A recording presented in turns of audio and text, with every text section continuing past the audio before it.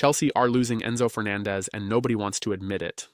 Let us be honest with each other for a second. When a player starts talking about how much he loves another city, when his agent goes on record saying he deserves more money, when the club has to suspend him just to send a message, things are not going well.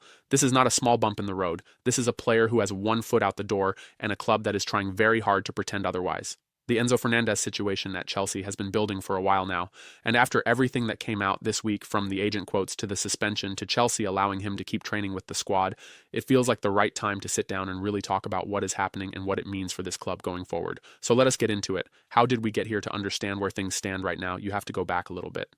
Enzo Fernandez arrived at Chelsea in January 2023 for around £107 million.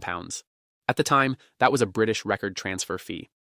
A British record. That tells you how much Chelsea believed in this player. He was seen as the engine of the team, a Champions League winner with Real Madrid before the move, a World Cup winner with Argentina. This was supposed to be the signing that changed the direction of the club, and for a while, things looked good. Enzo was playing well, he was wearing the vice-captain armband, he was one of the faces of the new Chelsea project. But then, things started to go wrong on the pitch. Chelsea have been inconsistent, struggling to put together a proper run of form, and sitting in a difficult position in the Premier League table.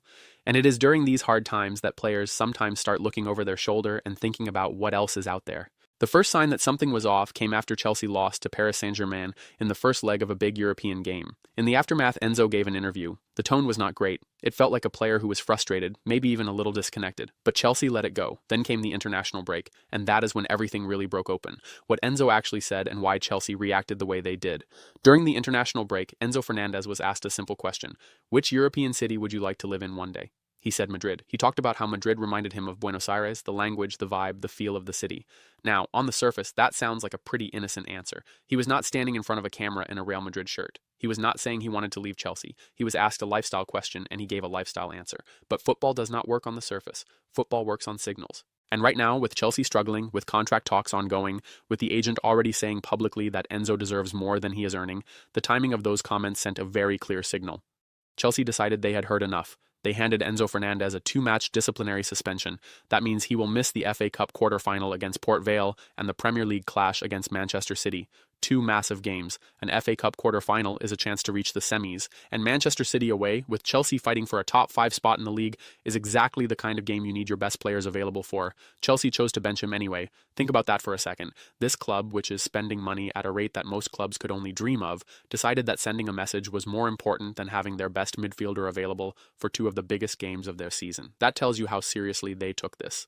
Enzo agent hits back, and he has a point. Javier Pastore, who is Enzo Fernandez agent, did not stay quiet. He went straight to the Athletic and fired back at Chelsea. His argument was simple.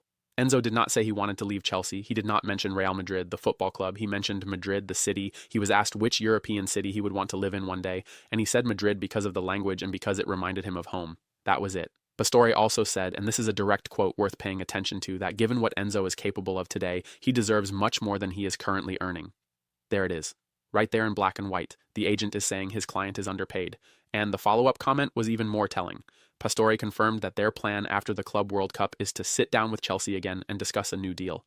But he also said very clearly that if there is no agreement, they will explore other options.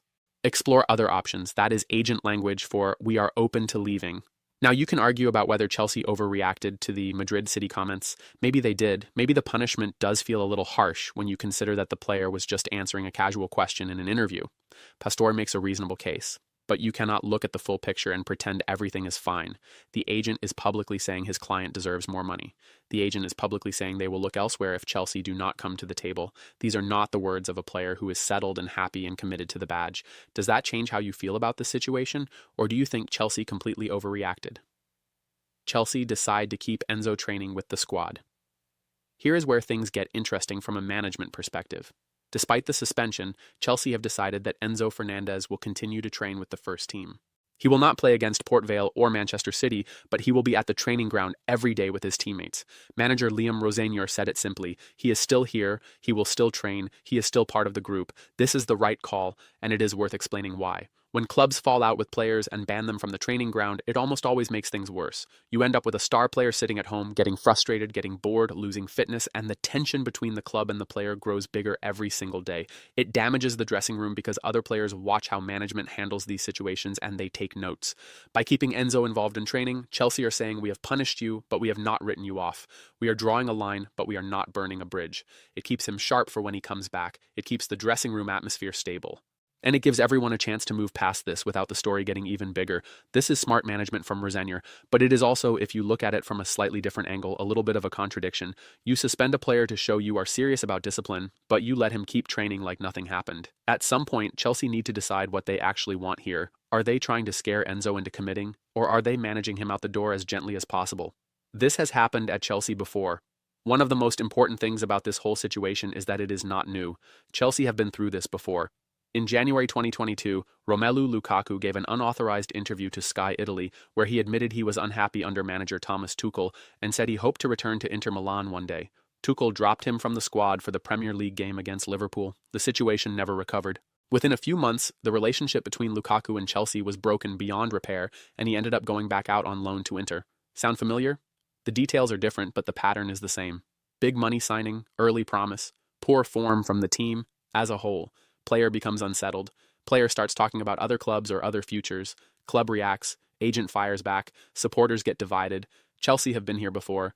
And last time, it did not end well. The question is whether this time is different. Lukaku never really seemed like he wanted to be at Chelsea in the first place. With Enzo, you get the sense that the situation is more complicated. He might genuinely want to stay if the contract is right, or he might be using all of this as leverage to get a better deal before eventually moving on. What do you think? Is this a Lukaku situation where the relationship is already broken, or is this just contract negotiation noise that will settle down once the money is sorted? The two fake quotes that tell a real story. Now let us talk about something interesting that came out of this news cycle. Among all the real quotes and real reactions, two pieces of content went viral that were not real at all. They were AI-generated fictional quotes, written as if John Terry and Jose Mourinho had each responded to Liam Rosenior suspending Enzo Fernandez. The John Terry version was dramatic. It talked about how Chelsea made Enzo a £100 million player, how Drogba and Lampard never talked about other clubs when things were hard, and how Enzo is talking like a tourist rather than a captain.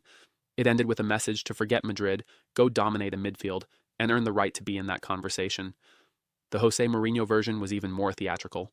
It talked about how beauty does not win titles, how Madrid is not a holiday destination but pressure and history and responsibility, and how Real Madrid do not buy players because they say nice things in interviews. They buy players who dominate big games. Neither of these quotes are real. John Terry did not say this. Jose Mourinho did not say this. These were written by an AI and shared online. But here is the interesting thing. The fact that these quotes went viral tells you something. It tells you that these are exactly the kinds of things that a large part of the Chelsea community wants to hear. The frustration is real. The desire for accountability is real. The feeling that this player is not showing enough commitment to the badge is real.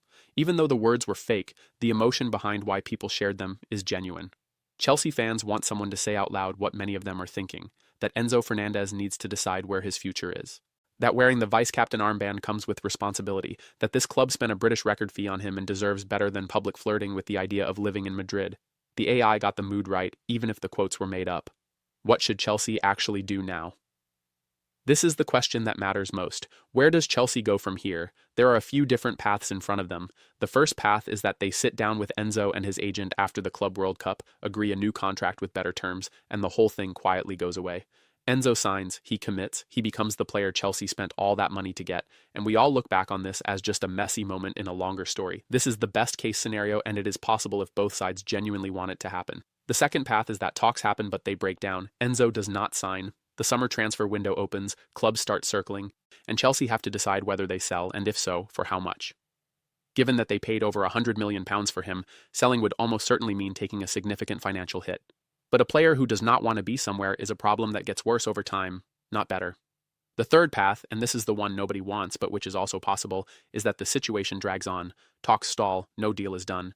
Enzo stays, but the tension remains. He plays, but the question mark over his future never fully goes away. He is neither fully committed nor fully out the door, and the whole thing becomes a distraction for everyone at the club. That third path is the worst one, and unfortunately it is also the most likely if both sides do not show some flexibility, the bigger picture for Chelsea this season. You have to remember that all of this is happening at a really sensitive time for the club. Chelsea are in the middle of a fight for a top 5 Premier League spot. That fight matters enormously because finishing in the top 5 means European football next season, and that brings money, prestige, and the ability to attract better players. They have an FA Cup quarterfinal to play, which is a genuine chance to reach the later stages of a competition they have historically done well in, and they have the Club World Cup coming up, which means even more games to navigate. Losing Enzo Fernandez for 2 of those games because of this disciplinary situation is a real cost. It is not just a symbolic punishment, it actually affects their chances on the pitch. On top of that, manager Liam Rosenyor is still a relatively young manager finding his feet at a big club. How he handles this situation will define a lot about how the rest of the squad sees him. If he manages it well, gets the best out of Enzo on his return, and the club pushes on towards a strong finish to the season, it will be seen as decisive leadership. If it blows up further, it becomes another chapter in a long story of Chelsea being unable to manage their own dressing room. Rosenyor has said the right things publicly, now he has to back them up. The question every Chelsea fan should be asking. Before we wrap up, let us ask the most important question of all. Do you actually want Enzo Fernandez at Chelsea next season? Not the theoretical version of Enzo, the Champions League winner and World Cup winner, who is going to transform your midfield. The real version, the one who has been inconsistent, the one whose agent is publicly pushing for a better deal, the one who talks about Madrid in interviews during a difficult period for the club, the one who needed to be suspended to be reminded about his responsibilities. Is that the player you build your team around going forward? Some Chelsea fans will say yes. They will point to his quality, his age, his ceiling as a player. They will say the right contract and the right environment can get the best out of him. They will argue that selling him would be accepting defeat. Others will say it is time to move on. They will point to the agent comments, the Madrid talk, the lack of total commitment, and say that you cannot build a winning team around players who are not fully bought in. Both views are reasonable. Both views are being argued passionately across Chelsea fan communities right now. What is your view? Where this all ends? Here is what we know for certain. Enzo Fernandez is one of the most talented midfielders Chelsea have had in years. His ceiling, when he is fully motivated and in form, is genuinely elite. The World Cup he won with Argentina was not an accident. The goal and performance levels he has shown in patches at Chelsea are not a fluke. But talent without commitment is like a sports car with no fuel. It looks impressive, but it does not get you anywhere. Chelsea have drawn a line with this suspension. They have said clearly and publicly that no player is above the club, not even their record signing, not even their vice-captain. That is an important message to send, both to Enzo and to the rest of the dressing room. Now the real work begins. Can Enzo come back from this suspension, put his head down, and prove with his performances that he deserves to be the centerpiece of Chelsea's midfield? Can the club and the player come to a new agreement that makes everyone feel valued? Can Liam Rosenyor manage this situation all the way through to a positive outcome? These are not questions that get answered in press conferences or in agent interviews. They get answered on the pitch, in training sessions, and in quiet conversations behind closed doors. Right now, the future of Enzo Fernandez at Chelsea could go in any direction. And honestly, that uncertainty is part of what makes following this club so exhausting and so completely addictive at the same time.